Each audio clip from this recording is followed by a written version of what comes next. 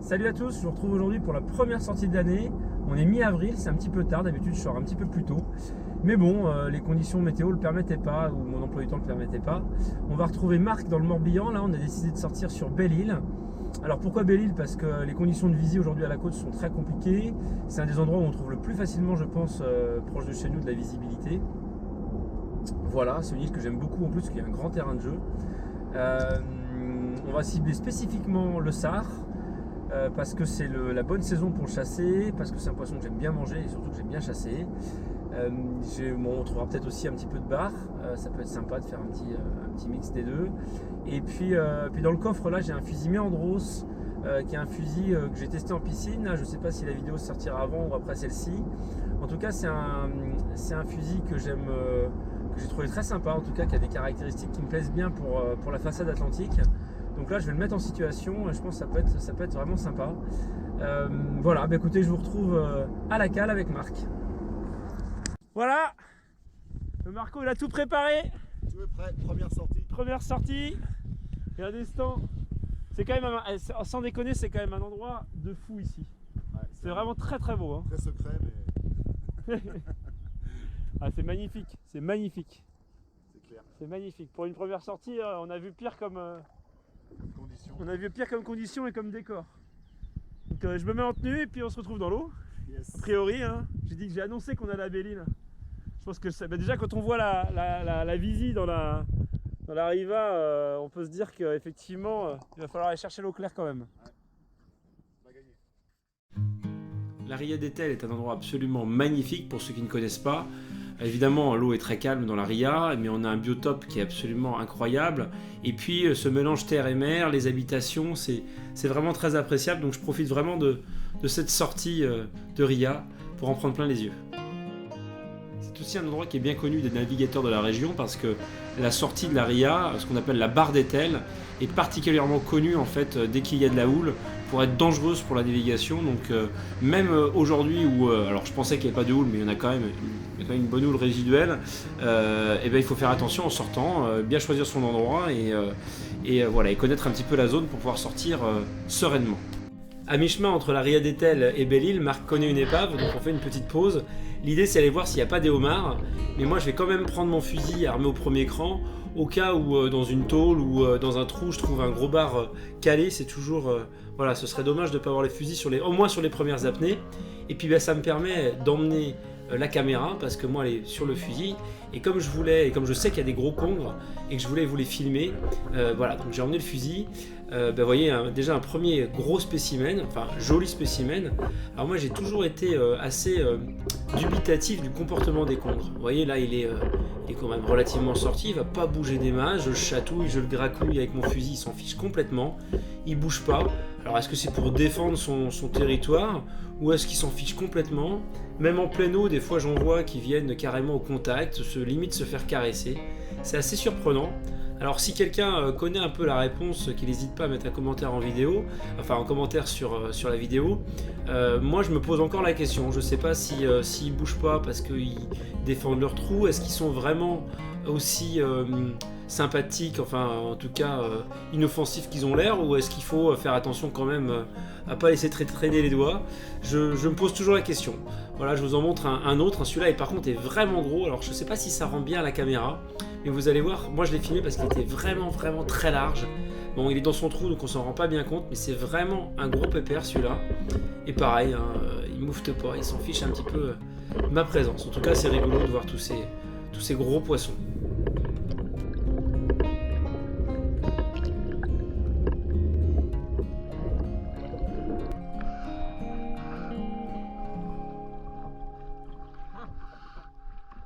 Ça va Benjamin? Ah ouais, sympa, dis donc il est beau celui-là hein. Yes. Voilà. On colle un petit peu dessus comme ça. Ouais, elle est jolie. Ouais. Cette petite visite sur épave nous aura donc gratifié d'un joli homard. J'étais content de ramener ça à la maison. C'est vrai que j'adore ça, mon épouse aussi. Donc on enchaîne donc sur une zone de petits fonds avec des sargasses que je connais bien, qui d'habitude, alors c'est des zones vraiment typiques pour le bar. Moi j'affectionne beaucoup ces zones. D'abord parce que c'est très joli, le mélange sargasse-sable, comme vous voyez, ça amène vraiment de la luminosité. C'est très agréable à pêcher. Et puis souvent on a des belles surprises. On peut se prendre une dorade royale. Là c'est un peu tôt en saison.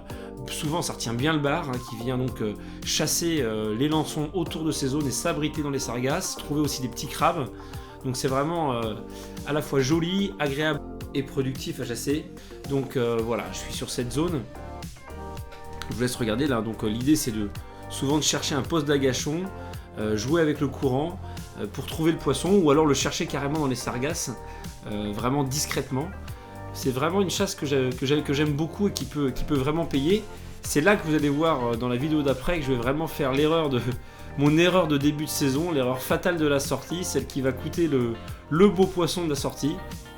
On est donc toujours sur cette zone de sargasses et sable. Je me suis décalé parce qu'il y a une zone de courant que je connais où le poisson se tient souvent, juste en bordure des sargasses en fait. Et là je suis en train de descendre le courant, on se rend pas bien compte, j'ai des sargasses sur ma droite en fait qui m'abritent quand même un petit peu.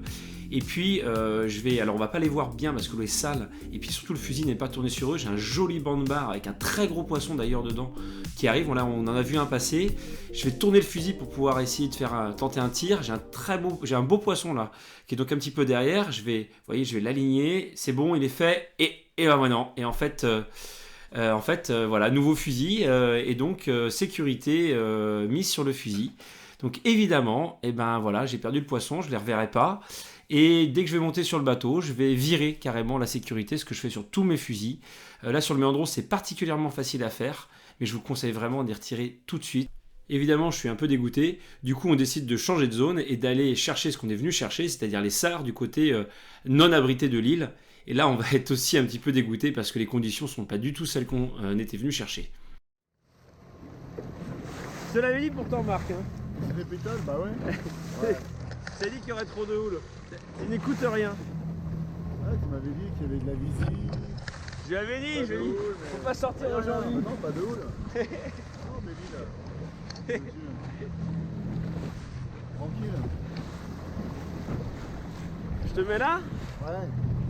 Il y a du sard là. Ah, du haut même.